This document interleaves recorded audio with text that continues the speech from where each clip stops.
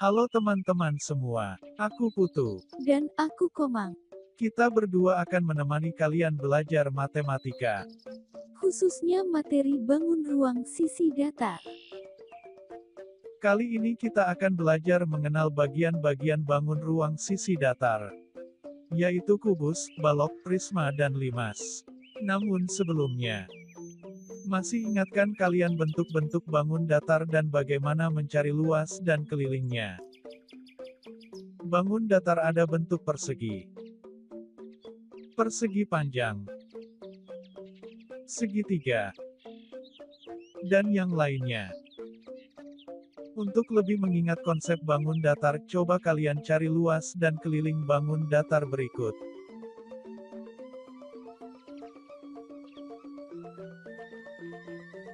Ya benar, jadi luasnya 1000 cm persegi, dan kelilingnya 140 cm.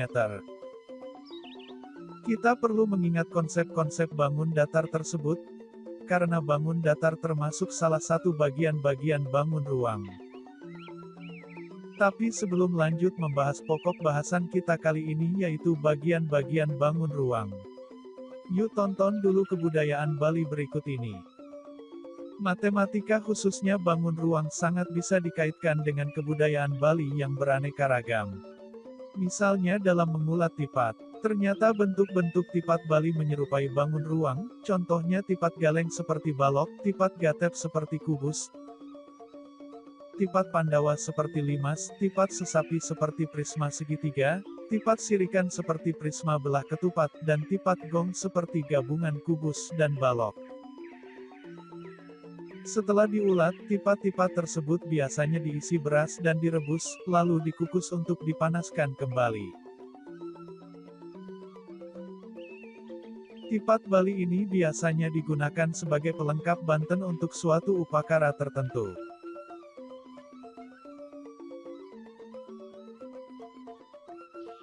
Kebudayaan Bali yang kedua yaitu kerajinan anyaman bambu, ternyata banyak juga yang menyerupai bangun ruang. Contoh yang pertama, sanggah cucuk pada penjor Bali yang digunakan untuk menaruh banten. Sanggah cucuk terbuat dari anyaman bambu. Jika kita lihat sanggah cucuk ini menyerupai bangun ruang prisma segitiga. Contoh kedua, anyaman bambu sokasi untuk menaruh banten. Sokasi ada berbagai macam diantaranya berbentuk kubus dan balok. Contoh ketiga anyaman bambu kukusan, yang bentuknya sedikit menyerupai bangun ruang limas. Kukusan biasanya juga dipakai untuk menanak nasi, atau menghangatkan tipat. Kebudayaan Bali ternyata sangat dekat dengan matematika, sampai-sampai rumah adat Bali juga banyak menyerupai bangun ruang. Mari kita perhatikan bersama, rumah adat Bali pada umumnya.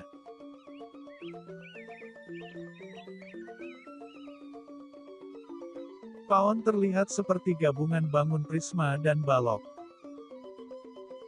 Atap sekepat seperti limas, dan balai dau seperti gabungan prisma dan balok. Balai daja, seperti gabungan bangun limas dan balok. Dan beberapa bangunan lain yang terlihat seperti bangun ruang.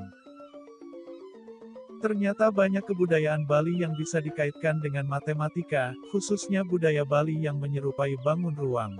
Seperti yang kita bahas tadi yaitu tipat Bali, kerajinan anyaman bambu, dan juga rumah adat Bali.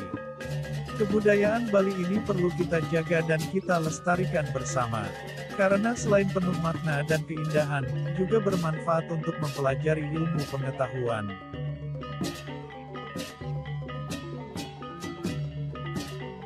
Telah kita ketahui beberapa jenis tipat Bali menyerupai bangun ruang, seperti tipat galeng berikut, setelah disketsa membentuk bangun ruang balok. Begitu juga dengan jenis tipat Bali yaitu tipat gatep yang menyerupai bangun ruang kubus. Coba kita hilangkan gambar tipat gatep. Terlihat menyerupai bangun kubus. Kali ini kita akan mempelajari lebih mendalam bagian-bagian bangun balok karena sebenarnya balok dan kubus memiliki bagian-bagian yang sama. Balok dan kubus memiliki nama-nama bagian yang terdiri atas bidang, rusuk, dan titik sudut. Perhatikan bangun balok berikut memiliki titik sudut A, titik sudut B, titik sudut C,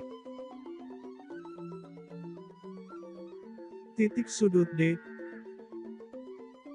titik sudut E, titik sudut F, titik sudut G, dan titik sudut H. Jadi, titik sudut adalah titik perpotongan atau pertemuan antara tiga rusuk. Balok memiliki 12 rusuk, yaitu rusuk AB, BC, CD, AD,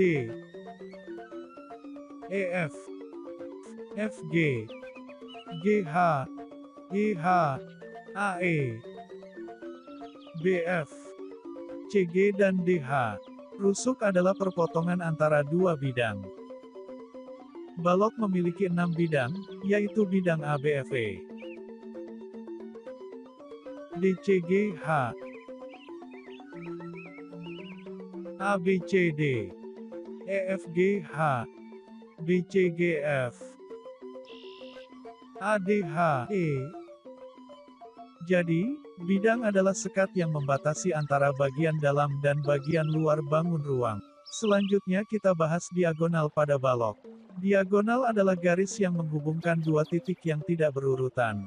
Pertama, diagonal bidang. Diagonal bidang pada suatu balok adalah garis yang menghubungkan dua titik sudut yang saling berhadapan pada suatu bidang. Contohnya diagonal bidang AH, EB,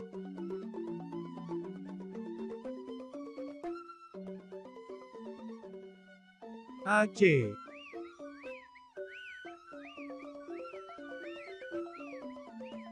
BD. Kedua, diagonal ruang. Diagonal ruang pada suatu balok adalah garis yang menghubungkan dua titik sudut yang berhadapan dalam balok tersebut. Contohnya diagonal ruang EC, BH, FD,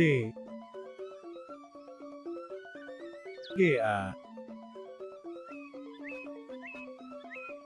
Ketiga, bidang diagonal. Bidang diagonal pada suatu balok adalah bidang yang dibatasi dua diagonal dan dua rusuk pada sebuah balok. Contohnya ABGH dan ACGE.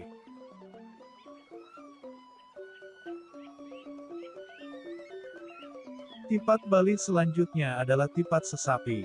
Jika kita sketsa, menyerupai bentuk bangun ruang prisma tegak segitiga. Dikatakan demikian karena alas dan atapnya segitiga. Sama halnya dengan balok dan kubus, prisma tegak segitiga juga memiliki titik sudut, yaitu titik sudut A, B, C, D, E, dan F. Memiliki 9 rusuk.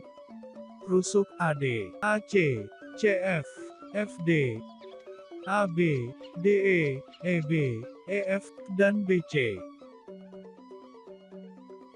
Memiliki 5 bidang, yaitu 3 sisi tegak, serta bidang alas dan atas prisma yang kongruen atau sama. Selanjutnya prisma tegak segitiga tidak memiliki diagonal ruang, namun, memiliki diagonal bidang, seperti contoh berikut. Prisma tegak segitiga memiliki bidang diagonal, contohnya ACE, DFB, AEF, dan DEC. Selain itu, tipat sirikan juga berbentuk prisma, namun alas dan atapnya berbentuk belah ketupat, sehingga namanya prisma belah ketupat. Prisma diberi nama berdasarkan bentuk alasnya, sehingga terdapat prisma segitiga, segi 4, segi 5, dan segi N. Jika sisi alasnya diperbanyak terus-menerus tak terhingga, maka akan berbentuk tabung. Tipat selanjutnya, yang menyerupai bangun ruang adalah tipat Pandawa. Jika kita sketsa, menyerupai bangun ruang 5 segitiga, karena alasnya berbentuk segitiga. Bagian-bagian prisma segitiga yang pertama, titik sudut. Titik T adalah titik puncak. Titik A, B, C, adalah titik sudut bidang alas. Kedua, rusuk. Rusuk AB. AC, BC disebut rusuk alas. TA, TB, TC disebut rusuk tegak. Ketiga, bidang, segitiga TAB. TBC, TAC disebut sisi tegak. Sedangkan ABC bidang alas. TE, tegak lurus bidang alas maka TE disebut tinggi limas. Khusus untuk limas segitiga tidak memiliki diagonal bidang, diagonal ruang, maupun bidang diagonal.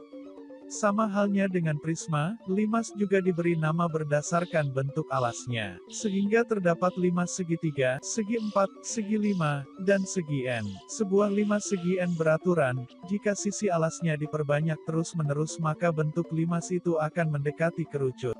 Teman-teman, itulah tadi kita sudah mempelajari bagian-bagian bangun ruang sisi datar, kubus, balok, prisma, dan limas. Bagaimana? Apakah kalian sudah paham? Agar lebih memahami bagian-bagian bangun ruang ini, kalian bisa coba latihan soal dan kuis-kuisnya. Sampai jumpa pada materi selanjutnya bersama aku, Utu dan Komang. Selamat belajar ya kalian, tetap semangat dan ingat selalu untuk melestarikan budaya kita. Sampai jumpa.